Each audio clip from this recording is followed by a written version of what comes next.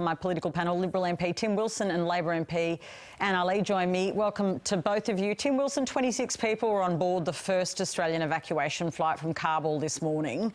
Obviously, that's a modest number. Many more people have worked with the Australian troops on the ground and deserve our help. Do you think all of them should be brought to Australia and given permanent residence? Well, I think the first thing we have to do is focus on make sure we get Australian citizens out and our personnel, and that's the focus of the government because that's actually where our first responsibility lies.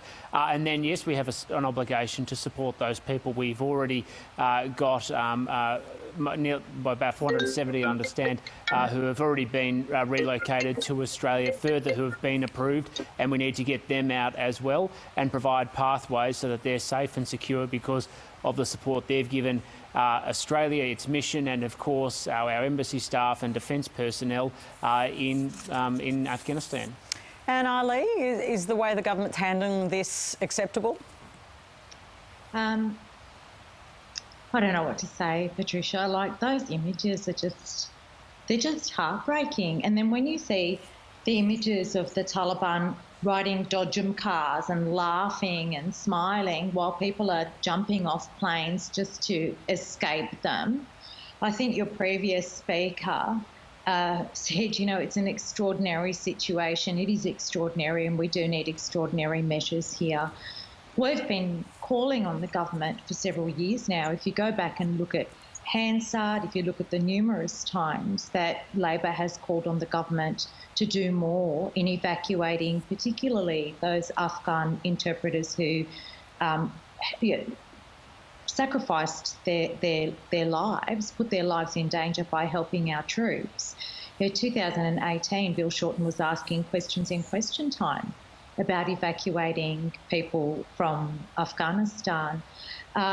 So yeah, I don't want to make this political, Patricia, because those images are just so distressing, and I hold such grave fears for the people in Afghanistan, particularly the women and the children, particularly the ethnic minorities there, and for the families of those who are here, the interpreters. Everything that we can possibly do, we need to be throwing at this. Everything we could possibly do. Tim Wilson, you think about the Taliban and the form they have in relation to women in terms of gay and lesbian people too. Should these be the kind of target groups for our government to provide refugee status to go and create really the vehicle to bring people like that into our country? Well, Anne is right about the shocking images we've all seen, and I think it's shaken a lot of Australians about the circumstances that we've seen, not just obviously in what has befallen the country of Afghanistan, but frankly the speed, I think, has shocked a lot of people, and there is genuine concern and very legitimate concern, I share it too, about minority groups and also, and of course women generally as well in Afghanistan under a Taliban rule where they've said that, of course, women will be able to live lives but it'll be under Sharia law. In fact, I am concerned for lots of people in those circumstances. And those are exactly the type of people who fear persecution. If you're talking about people who do fear that for their lives or fear for persecution, who'll be eligible under the humanitarian program that Australia has to provide a pathway, because these are exactly the sorts of terms and conditions that enable people to be able to claim asylum and seek refuge in Australia. And Ali, Peter Dutton was on the program a little earlier and he said some visa applications have been rejected because they have since acted out either against our interests or those of which allies, which includes passing on intelligence to ISIL and others, and that they could come here and commit a terrorist attack. What do you make of this? Well, you know, of course we have to have all of those security arrangements in place and the vetting in place. Obviously, we don't want to undermine that, Patricia, but there's also thousands of Afghans here in Australia who have been here for a number of years, who are waiting indefinitely to find out whether or not this government will give them any assurance that they will not be sent back to the Taliban in Afghanistan.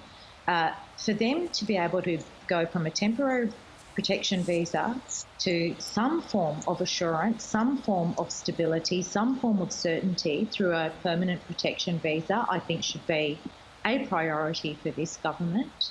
I know many of them, I've spoken with many of them, and they don't have lives. You know, as far as the Taliban goes, women don't live. They barely exist under Taliban rule. You know, they will be hidden in the shadows. They will have no education. They will have nothing. And I think our obligation to the humanitarian effort should be ramped up. Sure, we shouldn't compromise our security for this, but you know, it is extraordinary, and we really need to be doing more. Look, I just want to ask you, Tim Wilson, on something that I thought was pretty extraordinary, that tweet from Matt Canavan. He's in the Nationals, but, you know, he was a cabinet minister saying, you know, will the Taliban sign up to net zero emissions? Were you offended by that tweet? What did you make of it? I think this tweet stands by itself, and I think everybody can see for what it is, and I think Matt diminished himself with all candour. I thought it was childish. I think we had one of the most significant global events of recent years and one of the biggest humanitarian crises that is going to follow. And it's not just going to be in the short term. While everybody rightly is very concerned about what is going to happen in the coming days, I think at the moment the Taliban threat was likely to be restrained because they're going to want international legitimacy of their rule. My concern is after that's secured in the coming weeks, months and possibly years to go. I certainly remember what happened last time, and I just think drawing comparisons between that and a domestic political situation only diminishes him. Anna Lee, no doubt you agree.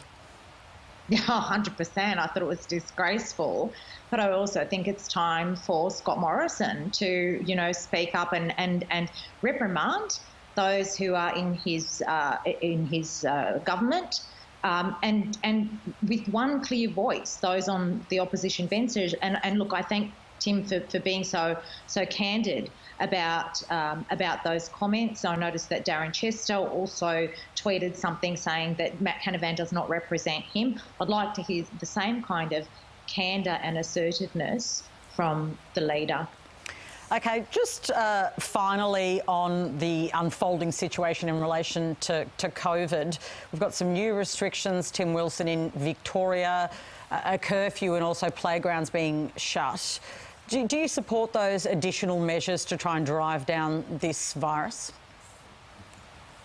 Well, I support measures that are proportionate and work. And one of my chief concerns, and I raised this last year around the curfew, is to the point of writing to the Human Rights Commission saying, can you provide me the evidence base that we're going to restrict people's movement in terms of the hours that they move? What's the evidence base? What's the justification? And I haven't seen one in the context of the new announcements. Now, the state government is claiming that playgrounds are a source of transmission. I'm not going to question that, but I know a number of people are and raising concern. But I want to see the evidence base to justify them, because if you want to maintain public confidence around measures, they need to be seen as proportionate and effective. And I think the state government has a responsibility, after the police have come out and said they didn't request it, which is what the state government claimed last lockdown, that the police requested the curfew and then said, no, we didn't.